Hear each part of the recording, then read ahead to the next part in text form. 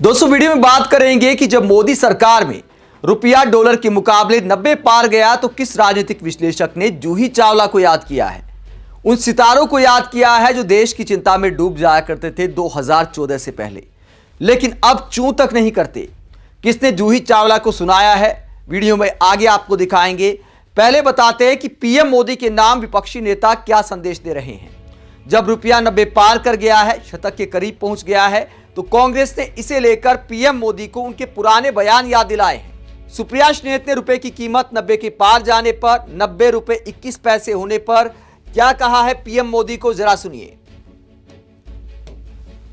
क्या आप जानते हैं कि आज प्रधानमंत्री नरेंद्र मोदी बहुत व्यस्त है, क्योंकि वो किसी गहरे से गड्ढे में अपनी गिरी हुई प्रतिष्ठा को ढूंढ रहे हैं। और ये मैं नहीं कह रही हूं, मोदी जी ने ही तो कहा था कि जैसे जैसे रुपया गिरता है प्रधानमंत्री की प्रतिष्ठा भी गिरती है। अब जब रुपया 90 के पार हो गया तो सोचिए किस गहरे कुएं में उनकी प्रतिष्ठा जाकर धंस गई होगी।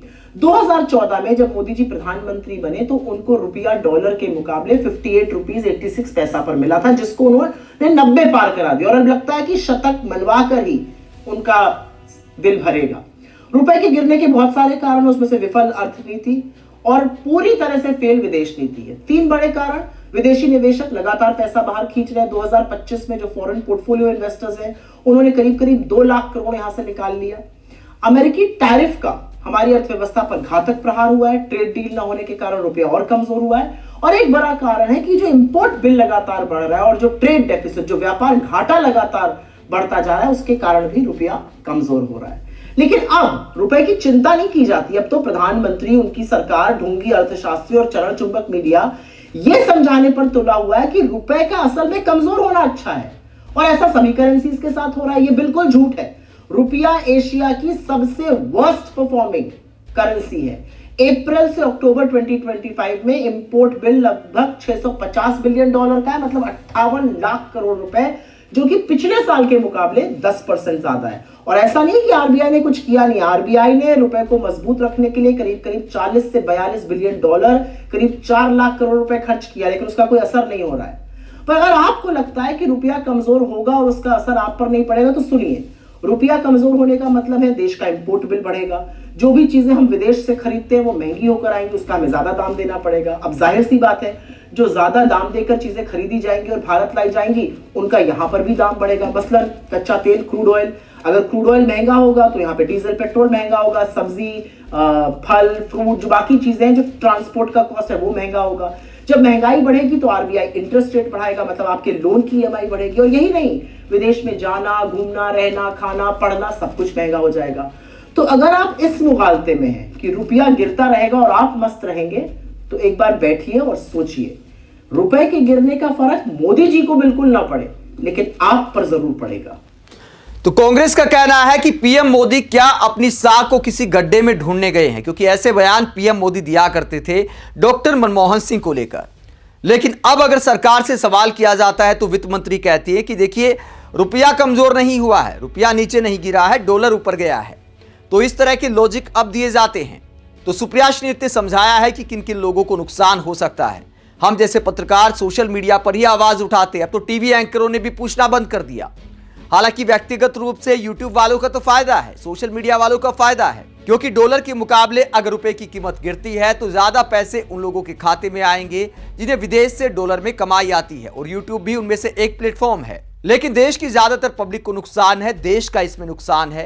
तो देश के लिए आवाज हर किसी को उठानी चाहिए और पीएम मोदी को कम से कम कुछ तो बोलना चाहिए। रुपए की गिरती कीमत को लेकर विपक्षी सवाल उठा रहे हैं और पीएम कहते हैं कि दुनिया में डंका बज रहा है। सुप्रिया श्नेत के अलावा दिग्विजय सिंह क्या कहते हैं? दिग्विजय सिंह ने भविष्यवाणी करते हुए कहा कि अब लगने लगा है कि यदि नरेंद्र मोदी जी रहे तो हमारे जीवन काल में रुपया सेंचुरी मार देगा। जय सिया राम। तो दिग्विजय सिंह भविष्यवाणी करते हैं कि हमारे जीवन काल में रुपया 100 पार हो सकता है मोदी जी की मेहरबानी से। इतिहासकार अशोक कुमार पांडे कहते हैं, बस अब रुपए के 100 पार होने का इंतजार है, फिर हम भी कहेंगे थैंक यू मोदी जी। वरिष्ठ पत्रकार प्रभाकर कुमार मिश्रा कहते हैं, सब कुछ अच्छा तो चल रहा है, फिर रुपया इतना क्यों लुढ़क रहा है, इसे रोकना चाहिए, क्योंकि जब डॉलर के मुकाबले रुपए की वैल्यू गिरती है तो देश का मान सम्मान गिरता है। ये बात कभी पीएम मोदी ही कहा करते थे। तो पत्रकार से लेकर विपक्षी नेता पीएम मोदी को उनके पुराने बयान याद दिला रहे हैं। हालांकि मेन स्ट्रीम मीडिया ने सवाल पूछना बंद कर दिया है। इसके अलावा राजनीतिक विश्लेषक संजय झा उन सितारों को याद करते हैं, जूही चावला को याद करते हैं, क्योंकि जब मनमोहन सिंह जी की सरकार थी तब जूही चावला, अक्षय कुमार, अनुपम खेर, विवेक अग्निहोत्री, अशोक पंडित, अमिताभ बच्चन सब सरकार को आईना दिखाया करते थे। डॉलर से लेकर महंगाई तक, पेट्रोल डीजल की कीमतों को लेकर, रुपए के गिरने पर सोशल मीडिया पर काफी कुछ लिखा जाता था। तो ऐसे लोगों को याद करते हुए संजय झा कहते हैं कि मुझे लगता है कि वो लोग अब भी सोचते हैं कि डॉलर सिर्फ एक अंडरवियर है। संजय झा ने अंडरवियर का जिक्र क्यों किया? इसके अलावा पब्लिक कहती है डॉलर अब की बार 90 पार। जूही चावला कहां है? आजकल कोई प्रतिक्रिया नहीं दे रही इस पर। क्या करे, आजकल बोलने की प्रथा नहीं चल रही है, पहले चलती थी। 2014 के पहले अक्षय कुमार से लेकर जूही चावला सब बोलती थी, अब किसी का मुंह नहीं खुलता। तो अंडरवियर वाला मामला क्या है? जूही चावला को क्यों याद किया जा रहा है? क्योंकि मनमोहन सरकार में जूही चावला ने डॉलर को लेकर ये कटाक्ष वाले 2 पोस्ट किए थे जो अक्सर चर्चा में आ जाते हैं। एक पोस्ट में उन्होंने कहा था कि लगता है कि रुपए को अपनी रक्षा के लिए डॉलर को राखी बांधनी पड़ेगी कि मेरी रक्षा करना।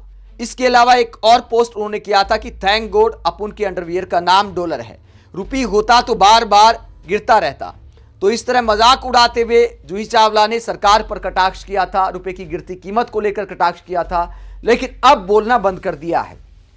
जूही चावला के अलावा और भी बहुत सारे फिल्मी सितारे थे जो रुपए की गिरती कीमत को लेकर चिंतित हुआ करते थे।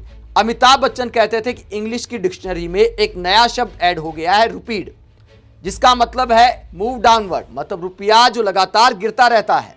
अशोक पंडित कहते थे कि डॉलर ने 60 को पार कर लिया है, थैंक यू मिस्टर पीएम, देश को डिजास्टर की तरफ ले जाने के लिए। लेकिन यही अशोक पंडित अब पीएम मोदी के गुण गाते रहते हैं, कोई सवाल नहीं। अब मिस्टर पीएम कहकर सवाल करने की किसी की हिम्मत नहीं है। बड़े बड़े फिल्मी सितारे जो पहले बोला करते थे, आजकल चुप्पी की चादर तान कर मस्त कमाई कर रहे हैं। पीएम मोदी के साथ फोटो मिल जाए तो अहोभाग्य हो जाता है। पहले देश की चिंता में बोला करते थे, लिखा करते थे, लेकिन आज का लगता है कि धर्म की रक्षा के अलावा किसी की कुछ बोलने की हिम्मत नहीं है। आप इस पूरे मुद्दे को लेकर क्या सोचते हैं? जहां प्रधानमंत्री से लेकर तमाम बीजेपी नेता, बीजेपी समर्थक, सेलिब्रिटीज दावा करते हैं कि दुनिया में डंका बज रहा है, तो रुपए की आखिरकार इतनी लंका क्यों लग गई है कि विपक्षी नेता पीएम मोदी को उनके पुराने बयान याद दिला रहे हैं। अरे नेपाल का रुपया नहीं गिरता है, बांग्लादेश की करेंसी नहीं गिरती है, पाकिस्तान की करेंसी नहीं गिरती, श्रीलंका की करेंसी नहीं गिरती, क्या कारण है? हिंदुस्तान का रुपया पतला होता जा रहा है। ये जवाब देना पड़ेगा आपको। कमेंट बॉक्स पर अपनी राय जरूर दें, साथ ही चैनल को सब्सक्राइब भी करें। नमस्कार।